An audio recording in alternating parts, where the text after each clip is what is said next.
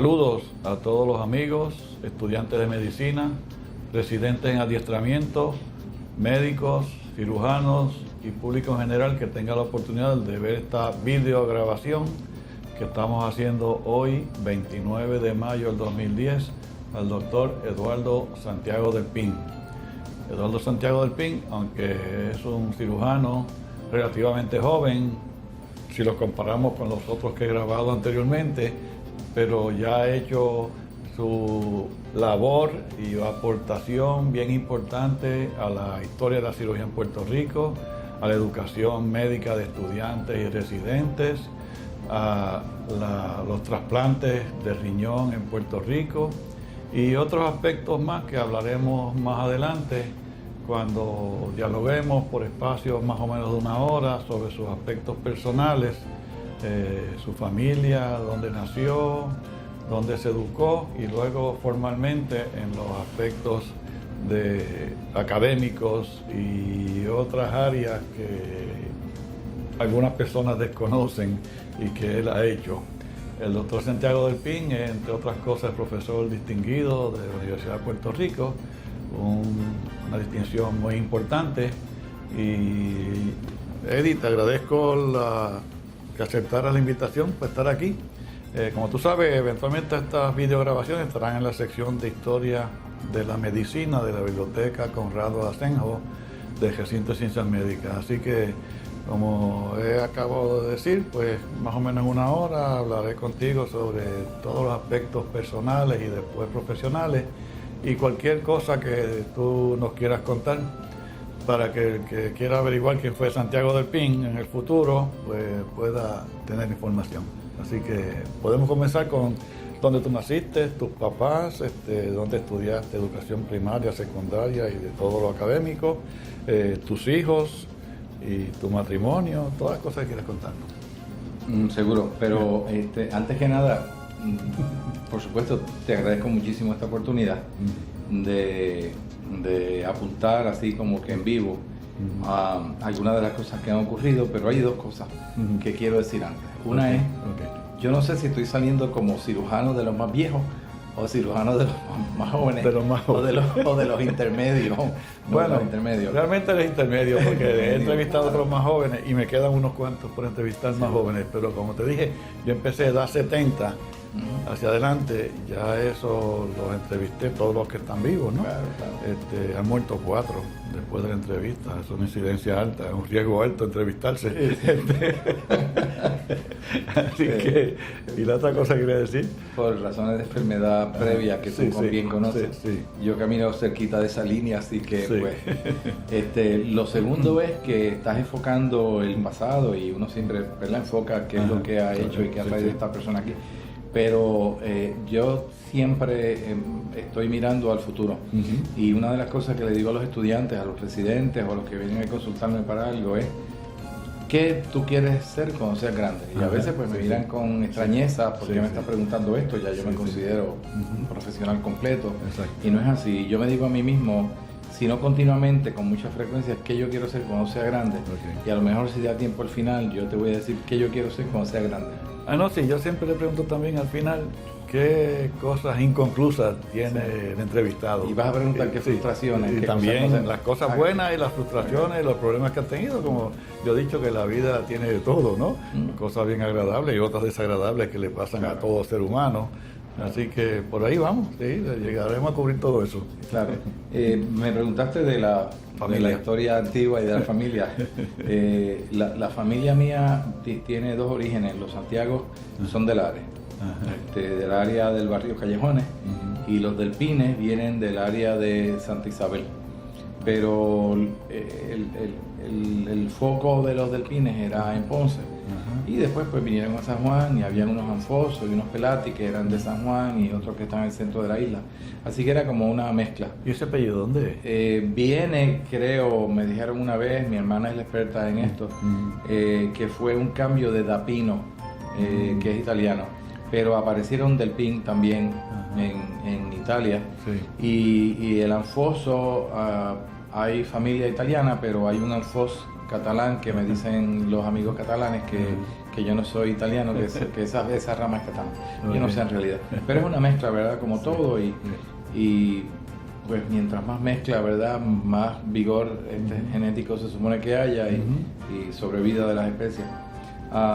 Y pues mis padres fueron una influencia extraordinaria. Y si vamos a hablar de mentoría, el primer mentor y la primera mentora pues son los padres de uno. Sí. Y yo he tenido otra mentora que es mi hermanita, que es menor que yo, pero siempre actúa como que es mayor que yo y es la que manda. Desde que yo era pequeño, Yolanda, que tú la conoces. Y han sido una influencia muy importante en mi vida. Yo estudié parte en escuelas públicas y parte, ya la parte más de estudiante adulto, en una academia, la Academia Santa Mónica en Santurce, y allí pues tuve una influencia mentórica o mentorial también de los agustinos que tienen su especialidad en un tipo de enseñanza muy particular. Y allí aprendí, uno se formó básicamente allí, Universidad de Puerto Rico después, bachillerato lo tuve que hacer en 3 años por la prisa de terminar por razones económicas, y escuela de medicina aquí.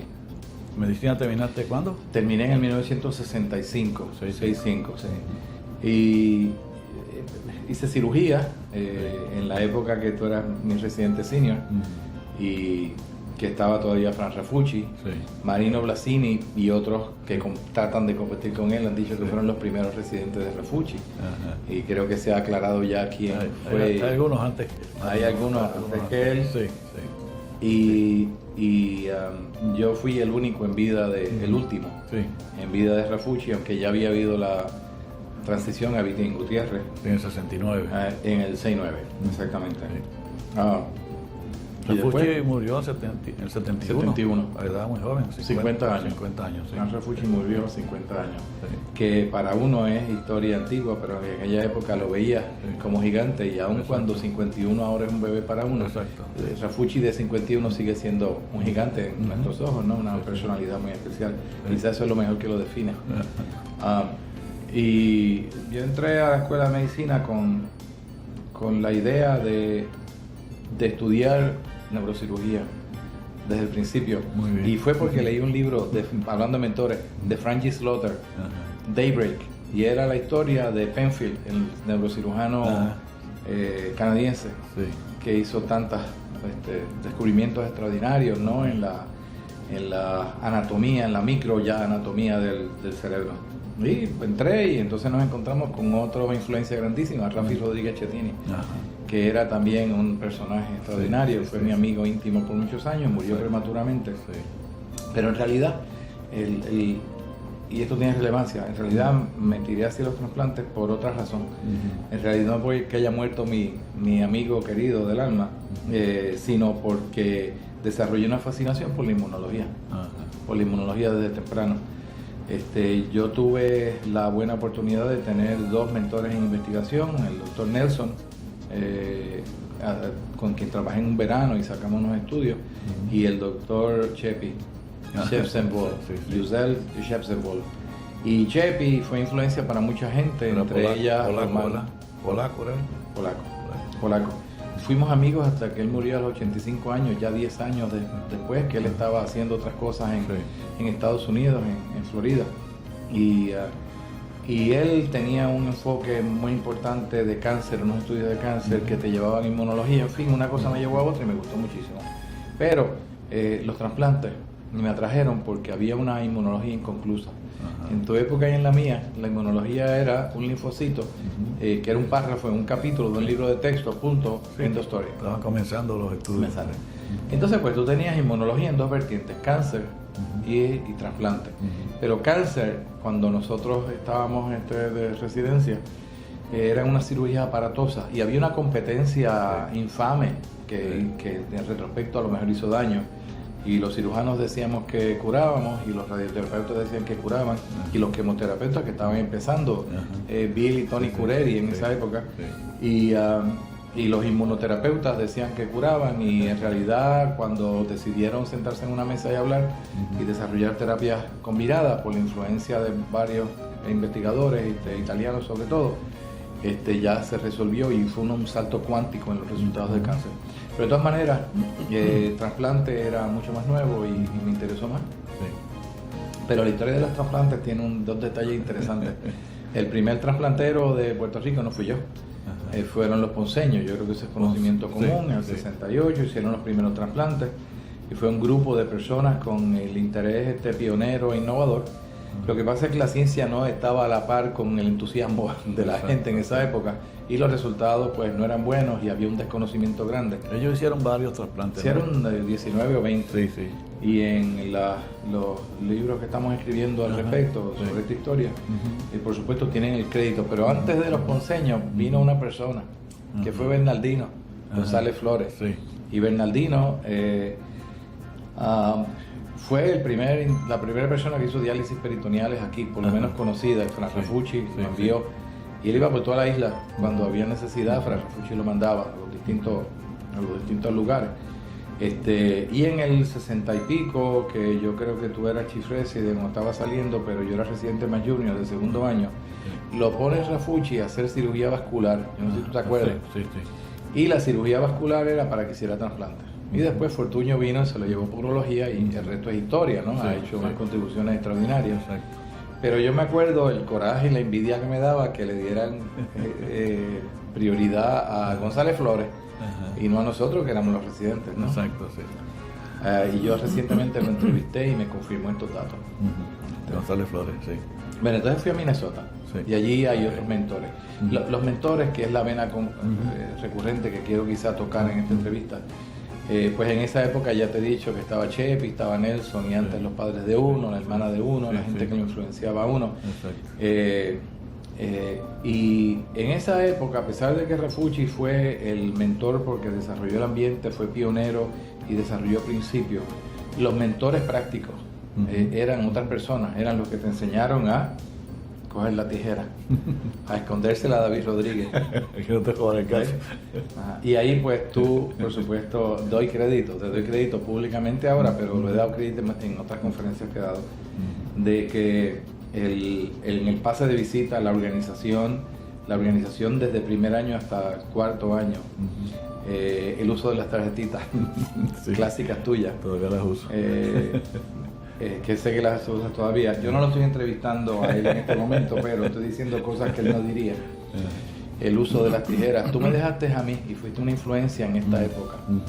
Cuando yo era estudiante de medicina, en segundo año, íbamos a estudiar a la biblioteca del hospital universitario. Y tú me dejaste hacer coser, me enseñaste a coser y me enseñaste a suturar heridas pequeñas. Y contigo hice unos tendones extensores del dedo pequeño en sala de emergencia, cuando uno los podía hacer en sala de emergencia. Exacto. En aquella época, no sé si lo recuerdan.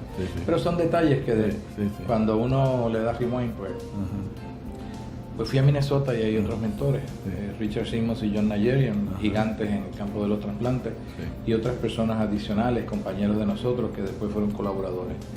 Y esa gente pues formó esa parte académica. Allí hice, además de los 2 años de inmunología, hice una maestría en cirugía experimental y en inmunología, que había sido en una nube, pero que ahora en la práctica era mi pasión y ha sido mi pasión toda la vida. Yo me considero cirujano inmunólogo. Cuando yo fui a Minnesota en julio, yo fui donde el doctor Nayerian, y me acuerdo cómo era. Nayerian era futbolista y era un gigante físico también. Y yo digo, doctor Nayerian, yo soy doctor Santiago, con esa mezcla de regalía que es uno cuando termina la residencia de cirugía. Y le dije, yo vengo a hacer trasplante. Qué bueno que estás así, vas a empezar en nefrología. Y yo le digo, ¿cómo fue? Y me dice, vas a empezar en nefrología. ¿Y qué es eso? Y dice, pues vas a ver los pacientes de nefrología y no vas a operar hasta en los próximos 6 meses. Y yo le digo, doctor Nayerian, yo acabo de dejar ayer operado un portocado, una valvulotomía, un abdominoperineal, y él me dijo con la cara que lo caracterizó, take it or leave it, o lo coges o lo dejas. Yo le dije, ¿dónde está la puerta de nefrología? porque claro, y esa fue la decisión más extraordinaria. Y en el fellowship que yo tengo ahora, que está aprobado por la agencia acreditadora, hemos tenido un montón de fellows ya, lo ponemos a rotar de 4 a 6 meses por nefrología para que entiendan la medicina del paciente que está inmunocomprometido y que es renal y las dimensiones adicionales, es otro campo completamente distinto. La evolución de la enfermedad que lo lleva a trasplante, ¿no? Claro, y que puede a su vez hacerle daño al riñón. Así que básicamente esa es la parte de la formación. Eventualmente los estudiantes tuyos son tus maestros, algo que ya tú has vivido y yo sé que yo lo digo en todos sitios, y tus hijos son tus maestros también. Es verdad. Así que hay un crédito extraordinario a la madre de mis hijos, a mi esposa actual, porque ese núcleo familiar no es que te dé apoyo nada más, es que te enseñan, es que te guían durante argumentos que tú tienes aquí con los inquilinos de la habitación de acá arriba, y entran, tocan a la puerta y te dicen, mira, hay otras ventanas aquí que a lo mejor debes mirar. Y hay que darle crédito a esas personas, porque no solo por la compañía, sino por guiarlo a uno en los momentos difíciles. Regreso a Minnesota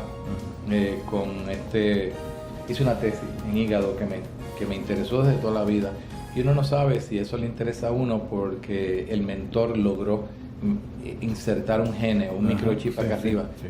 Rafucci, eso fue lo que hizo y era conocido por eso en los 50. Pero me interesó siempre, sobre todo el coma hepático, la insuficiencia hepática, y mi tesis fue en esa. Una tesis que después sacó varias publicaciones y que en una época que no era la época molecular se citaba mucho. ¿En qué año terminaste en Minnesota? En el 72. 72. No sé qué vienes para Puerto Rico. Allí me dio hepatitis. Te dio hepatitis. Sí, allí me dio hepatitis muy mala durante un trasplante de hígado. ¿Te contaminaste? ¿Te hincaste? Mi jefe me pasó la mano de lado a lado con Sí. una paciente con hepatitis. Tuvimos muchas personas con hepatitis y murieron un tecnólogo médico, un par de pacientes, así que era una época, un tipo de hepatitis muy agresivo. Yo estuve enfermo varios meses. Pero uno no deja de trabajar por eso, ¿no? Y regreso a Puerto Rico y mi primer trabajo fue coger la jefatura de cirugía experimental. Y yo tenía esta ilusión por cirugía experimental porque pasé 1 año y pico en el laboratorio en Minnesota. La rotación allá era nefrología, 1 año de investigación y 6 meses en trasplante. ¿Quién había dirigido antes que tú cirugía experimental? Bueno, la había dirigido Quique Olivera, que es mentor igual que Quique Márquez, también en muchos detalles, hay detallitos que uno puede aprender de ellos, pero cuando yo estuve de residente, la persona crítica allí fue Gerhard Ramírez, que fue el que estuvo conmigo. Yo sé que tú estuviste Estaba en cirugía experimental, sí. pero el que estaba era Gerhard, y lo que yo sé de diseño experimental, o lo que supe en una época, ahora sé más por supuesto, y la semilla de las estadísticas fue Gerhard. Y recuerdo que hacíamos análisis de varianza y regresión múltiple con una máquina de sumar de mano, que era lo que había, con las fórmulas y todo. Y así pues publicamos una serie de artículos también con Gary. Y llego a Puerto Rico a escribir mi tesis y a dirigir cirugía experimental. El laboratorio era nuevo. En el 72, en el 10º piso. 72 en el 10º piso, cuyo diseño había sido de Rafucci y del doctor Sorrentino, de quien escribió un obituario cuando falleció, desgraciadamente. Sí, lo vi en tu currículum. Colaboré mucho, yo colaboré con él mucho en el registro de cáncer y cuando fui fellow de cáncer, y ahí pues él me cogió en su sombrilla y uno le debe eso, ¿verdad? Esa unidad de cirugía experimental tenía ¿cuántas salas de operaciones? ¿4 eran? Son 5 salas de operaciones y las han rehabilitado ahora, y tienen equipo de anestesia state of the art, y recientemente Manuel Mas, el director actual, me dio un tour de mi viejo hogar. Y de allí pues hicimos experimentos importantes. Mi primer bebé fue Iván Figueroa, cirujano pediátrico. Después fue Reynolds, después fue Berti Suárez, Tere, Avilés, Víctor Vivoni, Toño Pura y una serie de personas adicionales. Y uno de los orgullos, que lo digo entre paréntesis, es que uno es mentor en cierto sentido también. Exacto. Y remirando el currículum cuando te lo envié, yo he tenido ya 54 fellows de investigación que han estado por lo menos 1 año conmigo. y hemos tenido como 8 fellows de trasplante. Eso es de algunos países distintos. Bien de Hispanoamérica, de varios lugares. Sí. Bueno, de Dominicana, he tenido de Bolivia y de El Salvador, pero hemos tenido también fellows en rotaciones más cortas de Cuba, de Venezuela, de Centroamérica, de México. Teníamos un chico que venía ahora, que no sé qué pasó, que no viene. Y en el laboratorio de inmunogenética que dirige Sally Echegaray, que es mi comadre, y Ángel Rodríguez Trinidad,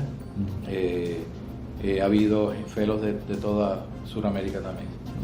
Pero lo que te iba a mencionar es que además de esos 54 y de los otros 8, ha habido estudiantes que son estudiantes que han trabajado adscritos, entrando y saliendo del laboratorio. Tu hijo estuvo con nosotros un tiempo. Y cuando miras y sumas, son como 80 personas, y de eso la mitad han sido jefes de hospitales, directores médicos, presidentes asociados, fundadores de programas, directores de departamentos. Y ese es un orgullo grande, porque uno puso algo ahí, pero en realidad el orgullo grande es por otra razón. Primero porque uno participó y tuvo la oportunidad de tener como contacto gente que ya iba en esa dirección. Uno ayudó en algo, pero ya iba en esa dirección, y uno es el que gana, porque esos fueron los maestros de uno. Ahora, hay tres vertientes aquí. Una es la vertiente experimentalista, la otra es la vertiente de trasplante y clínica y inmunología, y la tercera es la vertiente humanista, que salió en algún momento. ¿Cuánto tiempo estuviste en servicio experimental? ¿Hasta qué año? Del 1972 al 1977. Se hizo evidente ya que yo... 5 años. 5 años, sí. Pero la razón, o sea, yo estaría allí porque a mí mi amor principal y mi modelo experimental son los ratones, ¿no? Y entonces yo tengo mi biblioteca en la oficina, que tuve una bibliotequita al lado de la oficina, en el auxilio. Ratones, yo colecciono ratones. Y aquello está lleno de ratoncitos, de peluche algunos, otros son de cerámica, otros son regalos que me ha hecho la gente. Pero lo que ocurrió es que desde cirugía experimental no podía desarrollar los trasplantes para Puerto Rico. Cuando yo me di cuenta de lo que era trasplante, vine a Puerto Rico en febrero, me reuní con Osvaldo Ramírez Muxo, me reuní con Jaime Rivera Dueño, Adán estaba en esa época, Carlos Eduardo Giró estaba en esa época, tú serías más tarde en la transición. Y había muchísimas personas y todo el mundo tenían interés en el desarrollo de esto, pero como estaba el centro médico y la demanda gigantesca que se vive hasta el día de hoy en centro médico, impedía el sistema que tú necesitas para desarrollar trasplantes, que tiene que ser instantáneo y en el mismo sitio. Y entonces pues decidimos explorar veteranos. Es que empieza en veterano el programa. Empezó en 77. Como programa del 77 hicimos 2 trasplantes antes, probando el sistema. Enviamos a Ribemora a entrenarse, a doña Edna, que la invitamos, queriendo decir pirateamos, del hospital de Bayamón, donde era supervisora, y que fue mi colaboradora en inmunología por muchos años, y la maestra de Sally de Echegaray. Y a Nelson Estepa, que era el coordinador, Lynn Ramírez, y yo. Y empezamos el programa, pero no como programa. Habría que desarrollar otras cosas antes. Hicimos 2 trasplantes. En veteranos ya. En veteranos, que salieron excelentes, pero que por varias razones que no eran inmunológicas, sino más bien relacionadas con estructura, infraestructura, ¿verdad? Y cumplimiento de ellos, pues se perdieron los riñones. Además de que la inmunosupresión que tú tenías en esa época era prednisona y Moran, punto. Y los resultados eran así. Pero en el 77 empezamos como programa. Ahora, lo que es crítico es lo siguiente. Uno viene con estrellitas en los ojos. Lo sabemos, los dos. Y las estrellitas mías eran, ok, yo llego a Puerto Rico y voy a hacer simultáneamente riñón y después instantáneamente hígado, páncreas, voy a propiciar el corazón y voy a hacer islotes, que en esa época estaba muy entrada y ya yo en cirugía experimental había hecho experimentos con eso. Y Paul Lacey lo estaba desarrollando experimentalmente en WashU, y pues eso era lo que uno había, su plan de vida. Pero me encontré que no había hospital de trasplante, programa de trasplante, conciencia de trasplante, leyes de trasplante que vendrían 1 o 2 años después. no había inmunología, los que estaban eran Ángel Marchán, que daba una conferencia, y Orlando Bonilla Soto, que daba otra. Así que hubo que hacer una planificación. La actitud no era buena. Los especialistas en neurociencias tenían mucho miedo de las demandas para muerte cerebral. No había nada que, no que propiciara trasplantes, que permitiera trasplantes. Eso estaría en el futuro. Así que hubo que hacer planificación estratégica y desarrollar otra cosa. Todo eso se hizo sobre la marcha, ¿no? Las leyes, la definición de muerte. Y ahí ayudaron muchas personas, muchas personas. Yo tengo un slide que habla de todas las instituciones, desde las legislativas hasta las instituciones gubernamentales, las instituciones privadas, las públicas, las educativas, hasta individuos, hasta los mentores de afuera, que son los padrinos de uno. Yo los traje, porque esto uno no sabía. Yo sabía cortar y coser, pero yo no sabía administrar nada. Así que tuve que traer gente de lo que era en esa época el grupo regional, y gente de Minnesota, gente que yo conocía de otros lugares que vinieron, Nueva Orleans, a asesorarnos. Se quedaban en la casa mía y me asesoraban. Mira, esto se escribe de esta manera, de esta otra, y ya. Y empezamos con eso, y fue una lucha difícil y grande, pero con esa ayuda y con el otro tema que tengo en la punta de la lengua es el de equipo. Esto no es solo, esto es de equipo. Y tienes que tener mucha gente en tu equipo profesional, pero en tu equipo asesor también. Así que empezamos entonces por desarrollar riñones, desarrollamos obtención de órganos, desarrollamos el laboratorio de inmunología, preparamos los especialistas envueltos, preparamos a Rivet, y en el 77, el 11 de enero del 77, hicimos el primer trasplante. Israel Sánchez, un maestro, nadie quería empezar, nadie quería dejarse hacer un trasplante, pero Israel, yo lo había operado en el maestro de una perforación intestinal y tenía confianza, y como él dice en entrevistas públicas, pues yo vi a este muchachito con tanto entusiasmo y me dejó hacer el trasplante. Y de ahí en adelante, y está vivo todavía. Él es un maestro retirado, vive en Mayagüez. Le donó la mamá, doña Simona, que después murió viejita, pero con función excelente. Y él todavía tiene función excelente. Y después, pues, vinieron otros pacientes, 13 el primer año, 11 el segundo, después seguimos haciendo más y más y más. Hicimos de cadáver, teníamos una máquina de preservación, enviamos riñones a Estados Unidos, recibimos riñones de Estados Unidos. Y uno, pues, afilándose las direcciones, pues déjame dejar esto corriendo para empezar hígado y páncreas. Yo estaba solo en esa época, de guardia todos los días, y entonces pues vino otra de las influencias grandes y compañera de vida, que es Zulma González. 4 años más tarde Luis Morales. Y una vez que Zulma entró, primero que viene con una visión nueva, hicimos una serie de cambios en la inmunosupresión, en la cirugía. Y por supuesto ya éramos 2. Después vino Luis Morales, que lo entrenamos, y ahí vino la transición para el hospital de auxilio mutuo. ¿Por qué no fuimos para el auxilio mutuo? ¿En qué año se mudan para allá? Es que hubo un solapamiento. En el 80 empezamos a darnos cuenta que estábamos operando no veteranos, sino mujeres y niños. Y a pesar de que el hospital fue extraordinario, nos abrió las puertas y las mantuvo abiertas siempre, y eso hay que darse la gracia a veteranos. Llegó el momento en que era insostenible con la dinámica y la misión del hospital. Así que hubo que buscar en otros sitios, a pesar de que ya se financiaban. Lo segundo era buscar chavos, ya se financiaba. Así que nosotros empezamos a mirar nuevamente en otros sitios. Tú recordarás estas conversaciones, tú estabas ahí, estaba Norman, que estaba el rector, estaba Jaime, que había estado en Región 2, desde la cual me ayudó, y después estuvo de secretario de Salud. Estaba Tato Burgo, que estaba director del Centro Médico, y nuevamente miramos Centro Médico Universitario, pero de nuevo los mismos argumentos siguieron, y la demanda de servicio era demasiado grande para tener la flexibilidad y fluidez que necesitan en trasplante. Así que miramos otros hospitales y miramos el auxilio. En esa época estaba un amigo del alma, que era Tato Yadó, el señor Aurelio Yadó, uno de los grandes administradores de Puerto Rico, y una de las personas que ayudó a sentar política pública en su partido.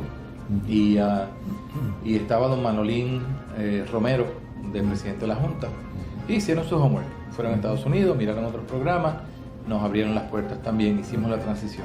El primer trasplante en el auxilio fue de vivo, de Carlos Colón. Él le donó la hermanita y ese se hizo en septiembre 21 del 1983. 2 días después, el 23, Auxilio celebraba 100 años.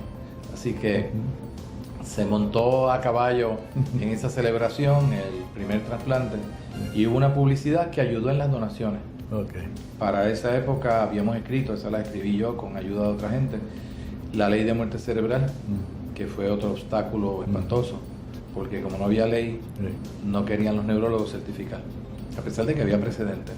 Pues hubo que escribir la ley. Héctor Richard había sido secretario de Justicia, le pedí una opinión, él me dijo que era mejor que le escribiera, a pesar de que el precedente protegía. Pues le escribimos y pasó, y esas cosas ayudaron a empezar a desarrollar cada vez. Cada vez se siguió siendo un veterano hasta el 85.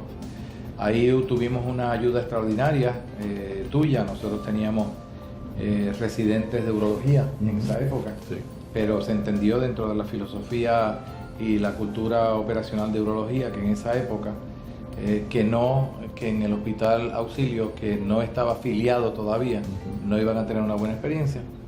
Y entonces ahí tú me ayudaste asignando residentes, que hasta el día de hoy ha habido más de 500 han rotado por el programa. Y claro, después vino el contrato de afiliación, que tú participaste y yo también, lo escribimos juntos, yo creo que le dimos forma a los dos. Y eso pues también hay que reconocerlo. Y esa experiencia de tener un contrato de afiliación educativo y de servicios de facultad con una institución privada afuera es un modelo que están utilizando en este momento en otros hospitales. Y yo lo defendemos y era una época también que era novel, porque la gente pensaba que no iba a funcionar. En la escuela pensaban que no iba a trabajar, pues porque era nuevo, y por los issues de facultad y de pacientes, y en los hospitales, porque fuimos a otros hospitales también, ¿verdad? Se pensaba que no, porque tener residentes y estudiantes a lo mejor hacía vulnerable económicamente al hospital, pero, económica y legalmente. Pero no ha ocurrido nada de eso. Es un modelo excelente y funciona súper bien. Y ahí hemos tenido cirujanos, residentes de cirugía. Fellows, tenemos un fellowship aprobado. La primera fellow fue Zulma. Después tuvimos un mini fellow que fue Ashley Vaquero, que fue pionero de los trasplantes en República Dominicana. Después tuvimos a Luis Morales. Después tuvimos a otro cirujano, Nicolás Rizik, que desarrolló el BT trasplantes en República Dominicana, pero como programa. Para esa época ya habíamos hecho nefrólogos también en el sistema de otros países. Y después tuvimos otras personas, y eventualmente pues tuvimos a Carlos del Coro, que fue el último, que es el director de páncreas ahora en el programa. Ahora tienes a Zulma, Luis, tú, del Coro. Estamos nosotros 4, nada más. 4. Y entran 2 personas más, Pedro Hernández, que es un cirujano muy bueno, un joven cirujano, terminó el mes pasado, y para el 2011 ya están los 2 aprobados por la agencia acreditadora, Mario Bernal. Y la esperanza son cirujanos completos, y el entrenamiento de nosotros es nefrología, inmunología, trasplante, administración, páncreas, y después afuera lo mandamos a hígado, porque queremos tener un sistema de hígado contado también. Y el compromiso, y se lo digo desde el principio, yo digo 2 cosas en la entrevista inicial: ¿qué tú me vas a enseñar a mí? Y ten pendiente siempre que tú me tienes que enseñar cosas, si no, no hay transacción. Y segundo, yo te quiero entrenar, o nosotros, Zulma y Morales y todo el mundo, no solo para que seas cirujano o inmunólogo o clínico, sino para que sepas administrar un programa, y en el caso de los que vienen de fuera de Puerto Rico, sepas montar un programa y desarrollarlo, crearlo, pero con la infraestructura, las leyes, la administración, la diplomacia institucional, los programas de entrenamiento, la publicidad a nivel público, el desarrollo a nivel de la población, el desarrollo de búsqueda de órganos, lo que es un laboratorio de inmunología, lo que es de inmunogenética, lo que es un laboratorio de preservación de órganos, y toda la estructura, porque esto solo no trabaja. Okay. Tú estás creando lo mismo tus sucesores allí, ¿no? Porque estos son muchachos jóvenes que están llegando, hay que hacer la eventualmente se van a encargar de continuar el programa que tú has iniciado. Y estos son personas que tienen muy claro el compromiso. ¿Por qué no antes? ¿Por qué no antes? Porque muy poca gente ha querido venir a trasplante primero porque tiene mucho de medicina y de inmunología, y muchos de los cirujanos ven la cirugía como el norte, y esto tienes que ser cirujano, internista, inmunólogo, y eso no es del interés de todo el mundo. Lo segundo es que no es remunerativo, es un poco más sacrificado que afuera, nos pagan una fracción de lo que se paga afuera, al hospital le pagan una fracción de lo que se paga afuera. Casi todos son Medicare, ¿no? Casi todos son Medicare, pero Medicare primario solía ser 96% y ahora es 45%. Porque ahora pues tienes otra serie de planes adicionales que indirectamente son Medicare, pero que no son Medicare. Así que... Incluyendo el plan de reforma. Incluyendo, tienes que cogerlo todo, porque no puedes dejar a una persona por razones económicas fuera. Y el programa se ha desarrollado y queremos tocar un par de cositas, así que me quiero adelantar y proyectar.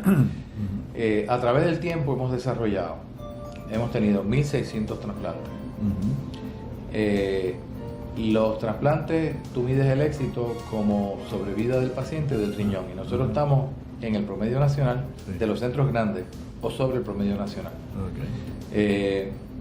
Tenemos, es un programa académico, ¿verdad? Hemos tenido una vertiente de investigación importante también, y hemos tenido pues una serie de publicaciones y de cosas, pero la pongo en el contexto de que ha sido el taller para publicaciones. Siendo bilingüe, teniendo acceso a literatura en varios idiomas, nos ha impuesto una responsabilidad latinoamericana, y hemos estado muy envueltos en el desarrollo de los trasplantes en América Latina, pero en el siguiente contexto, en la medicina organizada.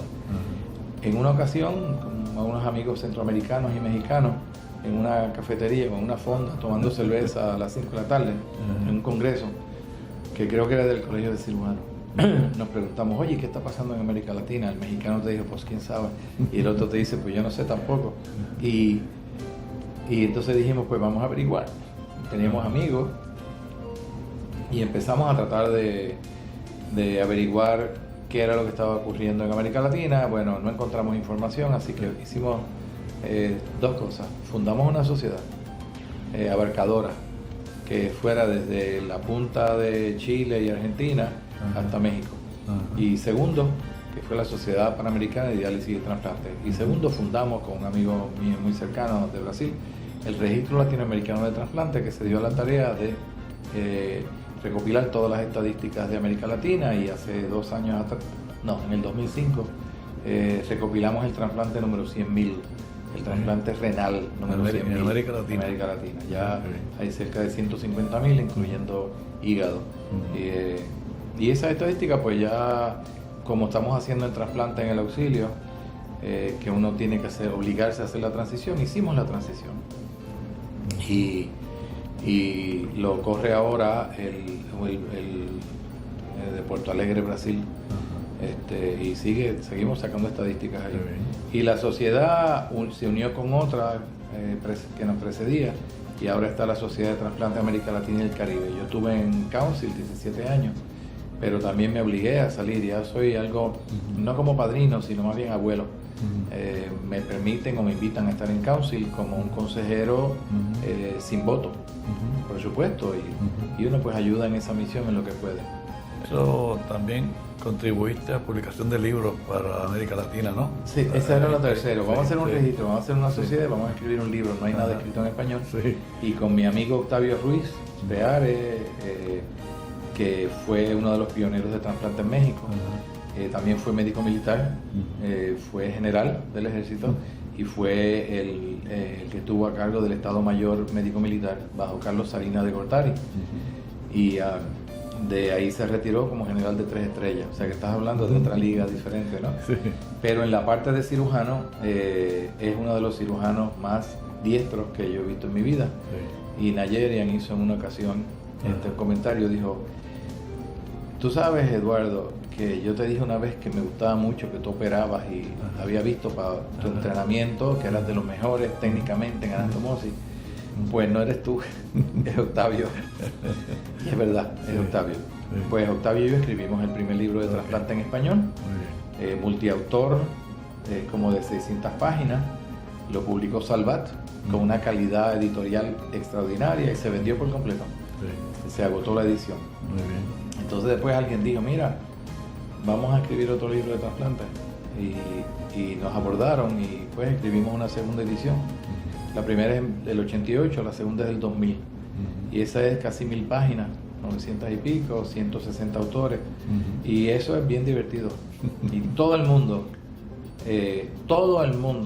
te contestaba inmediatamente. Y ahí están los cañones grandes, Starzan, Nigerian y Rappaport y mucha gente que ayudó en esa empresa, que era una empresa prácticamente gratis porque uno no saca económicamente y nada. en español. Y es en español. Y Octavio y yo ahora estamos dándole forma a lo que van a ser 2 libros de trasplante en español. Es una de las cosas que está para el futuro. El tiempo está un poquito más apretado que antes, pero estamos corriendo eso. Muy bien. Hay una cosa que quiero enfatizar, que es el equipo. Nosotros tenemos ahora casi 100 personas en el equipo. Y los compañeros cirujanos, los internistas, son 4 internistas, los endocrinólogos, los coordinadores, las enfermeras, todo es un equipo entrenado que falta uno y se daña la cuestión. Así que es una cosa que es buenísima. Y entonces en el 82, empezamos con lo de trasplante de páncreas. Zulma fue a Estados Unidos y hizo 14 trasplantes de páncreas. Pero el sistema no estaba listo para eso, tendrían que resolverse otras cosas y ya pues estamos haciendo páncreas. El primer páncreas lo hizo el doctor Solís, que en esa época estaba a cargo de páncreas. Ahora Diego Solís. El resto lo está haciendo el doctor del Coro, que es el director. Hígado lo hemos estado empujando, pero habían un montón de cosas que no existían, que ahora existen, es más fácil. Y estamos haciendo la plataforma para construir sobre lo que ya existe para empezar hígado. Trasplante de hígado. Que sería los hermanos Solís. No, bueno, no sabemos qué decida la institución, pero estamos mandando al doctor del Coro a hacer trasplante de hígado. Esta semana creo que hay una inspección ahora. No sabemos cómo esto está fluido en este momento. Pero nosotros comenzamos con todo el empuje del 82, trajimos gente en el 94, trajimos gente en el 98 a asesorar al hospital, trajimos gente en el 2003 a asesorar al hospital y se han dado todas las cosas para esa dirección. Se hizo un trasplante de corazón y riñón en un momento dado, hace un tiempo, ¿no? Hemos hecho 2 trasplantes de corazón y riñón en el cardiovascular, eso ha tenido su par de problemitas. Que digo, están muy bien los pacientes y nos llenamos la boca, el cardiovascular y el auxilio y la universidad y Lifelink de lo que era una alianza verdadera. En un momento que no hay alianzas y que hay movimiento de separación de las instituciones a todos los niveles, para no hablar de política, y funcionó como una alianza fenomenal. Pero hay unos detalles que tenemos que aclarar con UNOS y con Medicare, ya lo aclaramos con Medicare, de unas inspecciones adicionales, oficiales, que ellos tienen que hacer antes de continuar con esta actividad. ¿Pero en qué sentido tienen reserva? Porque no hay reserva, no hay reserva ninguna. Lo que hay es la necesidad de que se incluya, y no se incluyó inicialmente porque estábamos embollados en hacer los trasplantes, la Red Nacional de Distribución de Órganos, yo espero que esto sea simplemente una formalidad porque el cardiovascular puede tener su programa de riñón. De hecho, el cardiovascular iba a tener un programa de riñón en una ocasión. Que tú eras secretario, y fuimos allá diciendo, mira, es mejor que esto esté cerca del centro médico, pero entonces el grupo entero del cardiovascular, en casa de Aco Pinoza, me acuerdo como ahora que tú estaba García Palmieri y otra gente, se decidió que se debiera mantener simplemente el cardiovascular. punto, que esa era la meta y que no podías meter otras cosas. Sí. ¿Y cuándo es que llega LifeLink a Puerto Rico? ¿Cómo? Bueno, eso es el primer... yo tengo un listado en mi currículum vitae de las cosas que han salido bien, y tengo otro papel en otro sitio que se llama el listado de fracasos. Y ese es uno de los fracasos, el no haber podido desarrollar una estructura de donación de órganos a Puerto Rico, en Puerto Rico buena. Sí. Y después vino Morales en una época, o sea, todos sabemos lo que se necesita para una agencia de obtención de órganos, que es dinero, y alguien tenía que ponerlo. Auxilio en ese momento no lo puso, ni la escuela, ni el gobierno, ni veteranos. Así que pues LifeLink tenía una reputación muy buena y estaban en un par de estados, así que lo llamamos. Yo era muy amigo del presidente de LifeLink en esa época, Dana Shires, mejor conocido porque también fue uno de los que desarrolló los experimentos que llevaron a Gatorade, sí. El nefrólogo. Y vinieron a Puerto Rico, recluté y recomendé a Marian Sadeh como directora ejecutiva, y ella montó un grupo extraordinario. Se designó en el momento inicial a Luis Morales Otero, que había estado envuelto en las conversaciones, como director, y que él estaba de director del OPO local criollo de nosotros, y el resto es historia. Okay. Aumentaron las donaciones 1.600%. Eso es 16 veces. Esta es una historia que no existe en el resto del mundo. Por una serie de razones que son motivo de eso, toma mucho tiempo explicarlo, pero hay documento humano aquí muy envuelto, y también cosas organizativas envueltas. O sea que el mito de que los hispanos no donan es un mito. Y si uno tiene muy claro cómo desarrollarlo administrativamente y los programas de educación a los niveles hospitalarios sobre todo, vas a tenerlo. Así que eso es una historia de superación. En este momento, hace un año atrás, estuvimos número 2 en el mundo, después de España. España tiene la tasa más alta de donantes del mundo. Ellos estaban en 34 y ese año tuvimos 31.8. Ahora estamos como en 28. Eso sube y baja a través del tiempo. Sí. Pero LifeLink ya tiene su estructura, tienen como 38 personas adscritas y están funcionando excelentemente bien. En donación de tejido, donación de órganos, hemos dado vida. Ellos tienen ya como casi 3.000 órganos que han sacado. Sí.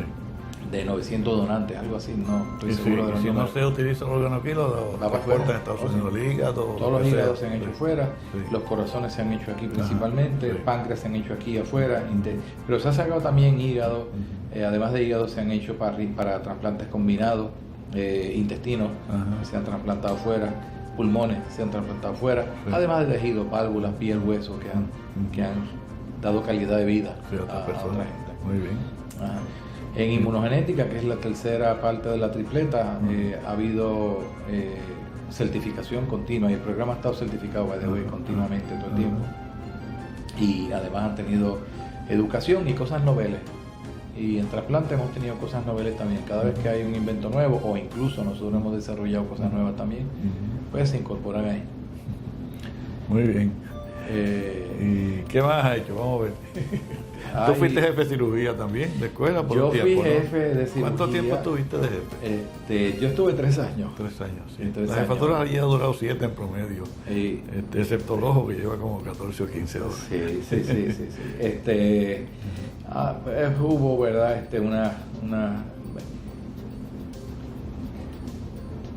Hay una anomalía que le he dicho públicamente en vista pública, que no importa que uno lo diga aquí también. El centro médico tiene la visión inicial del doctor Albona, de don Quique Pérez Santiago y de todas las personas que estuvieron envueltos de ellos, y los que tuvieron la idea antes, que eso viene desde antes, el doctor Ponzi, y antes de eso pues otra gente también. Pero tiene la anomalía de que el presidente de la Junta de Directores de cada institución es el presidente de la Junta de Directores del Centro Médico también. Y eso ya es un conflicto extraordinario de cuando hay diferencias, que las hay continuamente entre las instituciones o con el Centro Médico. Exacto. Lo segundo es que es un taller donde es el taller de enseñanza de residentes y estudiantes de medicina, pero no hay ninguna posición en el organigrama de poder en sala de operaciones. Uno es parte de un comité, pero Exacto. uno no es parte de la estructura de sala de operaciones porque esa obedece al organigrama del centro médico. Exacto, sí. Y de golpe tú puedes tener que te cierren salas o que te hagan una serie de limitaciones y se quedan las personas que tú tienes responsabilidad sin enseñanza. Eso fue una dicotomía que para mí fue inaceptable y lo sabía al principio. Sí, sí. Lo segundo es que es el lugar de darle servicio, porque nosotros damos servicio, es que esa es la meta de nosotros, dar servicio a la gente. Y no tienes control sobre tu sala de operaciones. Exacto. Y a veces por situaciones que no tienen que ver con las necesidades de los pacientes, tienes el problema de que no puedes dar servicio. Y todos nos confrontamos, y hay alguna gente que lo ha resuelto de alguna manera, los ortopedas, los urólogos, Sí. trauma por supuesto, los neurocirujanos. Sí. Pero en realidad no es una cosa que tú puedas decir, yo tengo esta lista y la voy a hacer en este día. Yo voy a operar 15 casos este día porque los operas en otro sitio. Sí. Tú los operas en tu hospital y el otro en el otro. Esto se ve marcado en cirugía general, porque ya neuro tiene su sala aparte, cardio tiene su sala aparte, los ortopedas tienen bastantes salas, pero cirugía general es la que más afecta. Ahora, en tu unidad de auxilio, tú no tienes problema porque ahí tú operas cuando tú tienes la necesidad, tienes el donante, tienes todo Seguro. listo y ahí lo haces. Nadie interfiere contigo, no lleva una emergencia. Te ayuda mucho. Exacto, Te ayuda sí, sí. mucho a que tú intercales tu emergencia con las otras emergencias porque Exacto, este es el sí. hospital más activo en sala de operaciones. Sí, sí. El auxilio, no llevo las estadísticas este año, pero ha tenido hasta 13, 14 mil operaciones al año, que Sí, es el son doble muchas. de lo que tienen otros sitios, Sí, ¿verdad? sí, sí. Pero quiero aclararte algo. Nosotros hacemos toda la cirugía general y vascular También. de los pacientes Y hace trasplantados. endocrina también, hace Y, renales. pero eso está cambiando, Sí. el patrón Ajá. está cambiando porque Sí. ahora hay cirujanos sí, endoscopistas sí. que Exacto, sí. toda la práctica está gravitando allá. Ujú. Hacemos la de paratiroides, que es una práctica grande. Sí. Hacemos toda la cirugía general, abdominal, intestinal, pancreática, esplénica, mucha urológica Sí. de los pacientes de nosotros y de los pacientes renales que están en preparación para trasplante. Hacíamos la cirugía torácica también, Sí. porque teníamos el entrenamiento que tú tuviste, que yo tuve, pero en un momento se hizo evidente que venía gente con mucha más preparación y que aunque operar a un paciente trasplantado torácico tiene unos detalles, es más importante que lo tenga la persona que más opera torácico, así que nos salimos de eso. Muy bien. Ah. Y espérate, nos falta otro La aspecto para poesía. discutir que La espérate, poesía y lo humanista. tú otras vertientes que me mencionaste, la cuestión humanista, porque tú tienes una filosofía de vida que quizás has visto cambios en la dinámica de la población y de los residentes y de los médicos, que te ha movido a enfatizar el aspecto humanístico. Yo sé que has dado conferencias y te has preparado y te has destacado en eso. ¿Me puedes hablar del aspecto humanista que tú enfatizas? Sí. Diste una conferencia reciente ahora en Colegio Sí. Cirujano aquí en febrero Sí, sí, sí. sobre ese tema. Sí. Lo primero que viene es por qué. Ajá. Pues, ¿por qué? Yo no sé. ¿Por qué la inmunología? Pues yo creo que es por una razón u otra. ¿Por qué la cosa humanista? Probablemente por la formación de uno. Es una formación Ok. bastante abierta. Sí. Y ahí pues destaca que mi papá y mi mamá leían. Ujú. Y mi hermanita leía. Y tú ves eso y tú imitas. Ujú. Y eso es uno. Así que eso te va llevando a abrirte. Lo segundo fue Mrs. Dexter. En la escuela de medicina. Ella era nuestra consejera. Y yo le dije, de nuevo, la arrogancia juvenil que uno tiene en esa época. Yo quiero que me deje anatomía y fisiología y todas estas cosas en mi tercer año. Me dijo, mira, mijito, no, te voy a dar arte, apreciación de arte, sí, muy bien. historia de la música, humanidades, literatura. Y pues uno se infla y dice, pero es... Y ella dijo, es que eso tú lo vas a estudiar en medicina, pero yo tengo que sacar buenas notas. Yo estaba con beca y tenía que mantener un promedio alto. En fin, pues ella, por supuesto, prevaleció. A ella, a Miguel Ángel Santana y a Quirós, tú no le podías decir que no. Y pues nada, eso también me influenció muchísimo. Sí, sí. La cuestión es que eventualmente yo me veo leyendo de otro montón de cosas, además de medicina. Y sobre todo, pues cosas de literatura y cosas de historia, y uno se va formando en esa dirección. no te contesto la pregunta todavía porque viene otra cosa adicional. Empiezo a escribir sobre eso. ¿Por qué escribir? Porque me salía a escribir en esa época. Y un buen día empiezo a escribir poesía. Y antes de esta entrevista me habías dicho que yo era poeta, o si yo era poeta, yo te contesté que no, que yo escribo poesía. Yo soy un transcriptor y tuvimos una vez un mini debate con Amit Galip, a quien respeto mucho. Él es un poeta de verdad. Y lo que lo define, como él, Juan Ramón Jiménez, Kizza Gini, Martínez Maldonado, y los poetas de verdad, El Satío y todos los puertorriqueños, que el listado es enorme. Es que el poeta puede decir: yo voy a escribir una poesía, y la escribe, y entra en esa dimensión. Yo puedo hacer eso con un ensayo. Okay, el tema es busco, el dictáfono lo tengo en un bolsillo siempre, y arranco en fa, o un protocolo, o una reacción, o una carta, pero yo no puedo hacer eso con la poesía. Yo tengo, un día me salió algo y salí corriendo y me senté y busqué un lápiz y lo escribí, y después le edité. Pero, así que yo no puedo tener crédito por ser poeta, puedo tener crédito por ser escritor, pero no por ser poeta. Y hablo de la palabra transcriptor, queriendo decir que alguien está escribiendo la poesía en algún sitio y yo lo que estoy es como, exactamente, escribiéndola. Pero la cuestión es que vemos paralelo con esto, pero independiente de que a uno le gusten estas cosas, vemos unos cambios en la sociedad.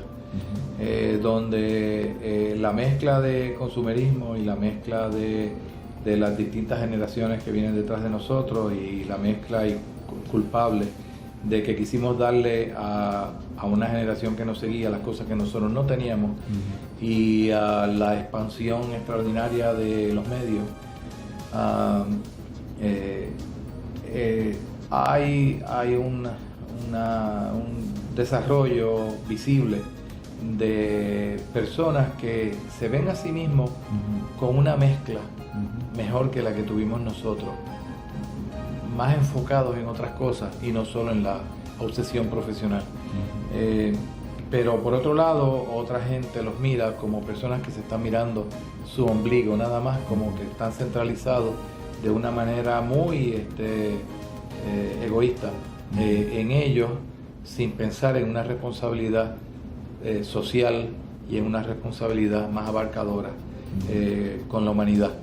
Y ahí pues entran, si tienes la oportunidad y te estás dando cuenta de eso, porque tienes un doctorado y tienes otras influencias, pues tienes una responsabilidad. Y esa conferencia que tú aludes, pues el rol expandido del médico humanizado. O sea, no solo tenemos que desarrollar en las escuelas de medicina unos currículos humanistas, porque la medicina no es una enfermedad, algo que uno intuye pero que luego le da forma en palabras. No es una enfermedad lo que tienes aquí al frente, es un paciente que tiene miedo y dolor, y esas dos cosas tú no te las enseñas cómo bregar con ellas, y si tú no has sido paciente, tú no sabes entonces qué es lo que es miedo y dolor, y tienes que aprenderlo a través de la literatura y el arte y la música, y eso lo tienes que poner al estudiante. A lo mejor lo ven como algo ajeno a ellos, pero no es ajeno en realidad, no es ajeno si se lo ven desde una manera que entienda que es importante. Pero va más abajo, lo tienes que enseñar en la universidad, y lo tienes que enseñar en la escuela superior, y lo tienes que enseñar en los medios también.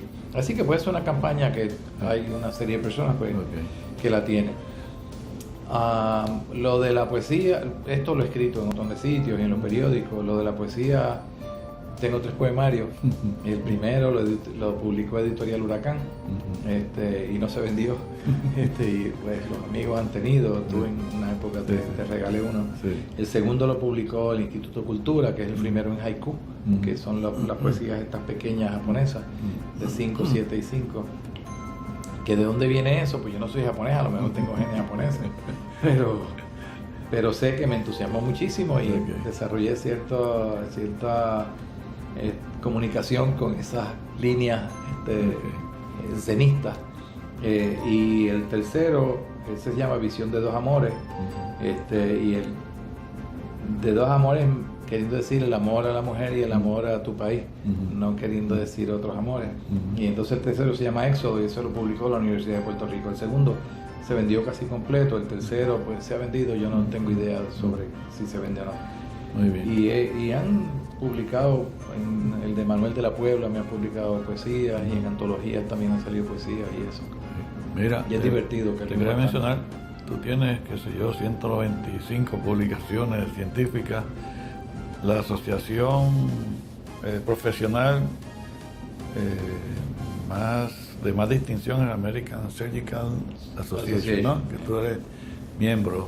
Sí. No ha habido más que dos personas en Puerto Rico, ¿no? Rafucci y tú, más ninguno.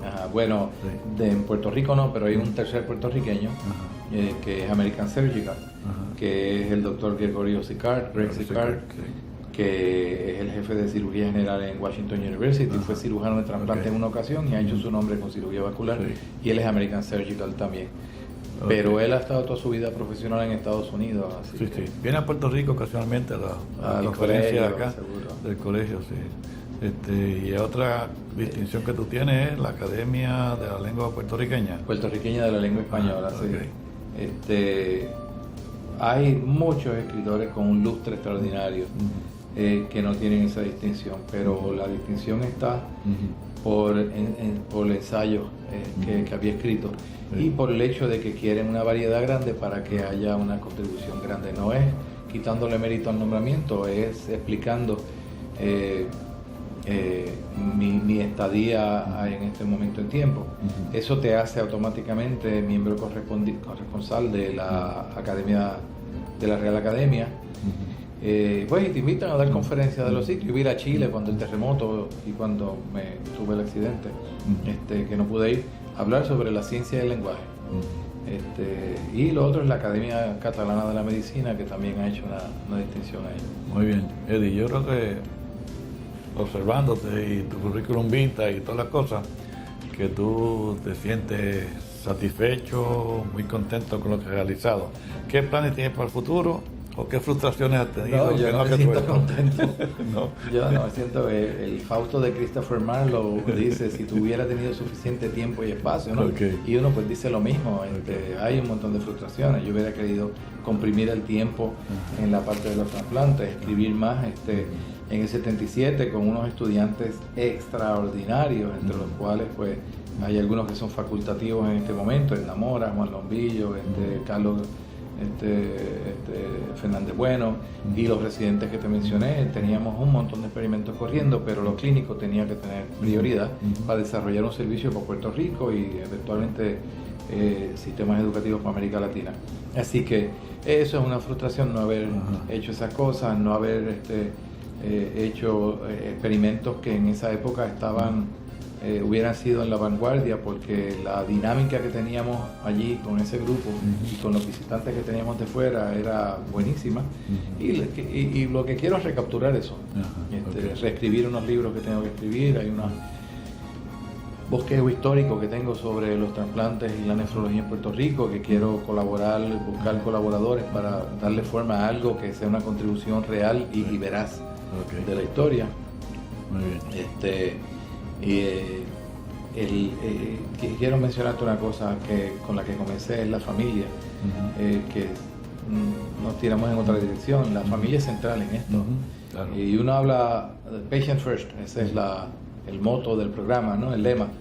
El paciente viene primero, pero si tengo un familiar enfermo, eso viene primero, y si uno está enfermo, pues tiene que atenderse uno primero. Pero paralelo con esto, lo que es crítico es que le des importancia en la vida a tu paciente, a tu vida profesional, pero a tu esposa, a tu cónyuge, a tus hijos, el balance, a tu salud, el balance que se habla, a tus hermanos, a los padres y todo. Y tienes que tenerlo. Si uno no está balanceado en todas las esferas de su vida, se descose por algún sitio. Y cuando uno habla de atender al paciente, pero atender también a la familia y atenderse uno, no es uno para cogerse la vacación nada más, es nutrir las áreas espirituales y las áreas intelectuales y las áreas emocionales que uno tiene. Franz Rafucci hablaba de algo que después me di cuenta que venía de Weinstein. ¿Tú te acuerdas bien? Autocrítica, autodisciplina y autoenseñanza. La autoenseñanza somos autodidactas. Exacto. La autodisciplina es la que es crítica aquí. La autodisciplina es no solo disciplinarte para levantarte a las 3 de la mañana a operar un caso muy enfermo, o levantarte para estudiar algo que es crítico estudiar, sino también es para descansar, es para estar en el hogar, es para dedicar tiempo a la gente que tú tienes, y el amor que sabes que tienes por dentro, expresarlo de la manera apropiada, y ahora pues a los nietos también, ¿no? Sí. Que lo tienen. Y la autocrítica para aplicarla a tu operación. Y esto lo hacemos como ejercicio todo el tiempo. Y eso yo creo que tú me lo enseñaste a mí. Que es, ¿dónde tuve dificultad? ¿Y qué me salió bien? Y donde tuve dificultad, ahí está Quique Márquez presente también, para la operación, y ves que si es exposición, si es sangre, si es asistente, si es anestesia, que es lo que es. ¿Cómo lo vas a resolver? Y lo que salió bien lo apuntas en un papelito para repetirlo después. Exacto. Pero te lo aplicas a ti mismo. Si tengo este problema que me explotó en la cara, en mi casa, o conmigo mismo, deja ver qué fue lo que pasó, que no hizo bien. No para pasarle juicio y para buscar castigo, sino para tomar acción correctiva. Exacto. Sí. Muy bien. Pues Eddie, pues no ha terminado el tiempo.